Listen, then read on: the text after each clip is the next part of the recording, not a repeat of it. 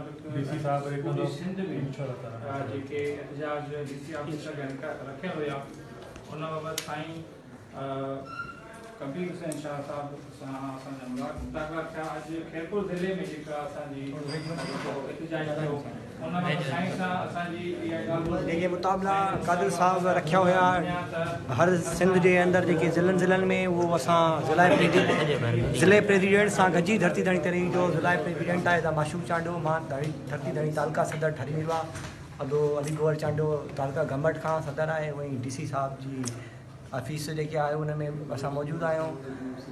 उन में मुतालबा असांजा कंप्लीट थी चुका आहिनि। साईं मञे बि छॾिया आहिनि ऐं असांखे जेके आहे 16 ऑफिसरनि जा उन नंबर बि ॾिना आहिनि त पंहिंजो सां कॉन्टेक्ट कयो। ऐं हर ज़िले में जेका अटे जी गाॾी ईंदी हर तालुका में उहो उन सरकारी रेट ते नॉर्मल रेट ते हर ग़रीब माण्हू खे मिलंदी। इहे मुतालबा मंज़ूर थी चुका आहिनि ऐं साईं असांजा मंज़ार धरती धणी तहरीक जा ऐं सिंध ऑर्गेनाइजेशन जा मेंबर असां सां बि गॾु आहिनि। सदर साहब आहे उहो बि मौजूदु आहे ऐं सभु मौजूदु आहिनि ऐं मञे चुका आहिनि। डीसी साहब जी असां मौजूदु आहे। वीडियो क्लिप में ॾिसी सघो था तव्हां मुतालबा मंज़ूर थी चुका आहिनि। सैयद क़ाबिल एहतराम साईं आहे पर्चो आहे जेको असां वटि मौजूदु आहे। हीअ तव्हां वीडियो ज़रिए ॾिसी सघो था।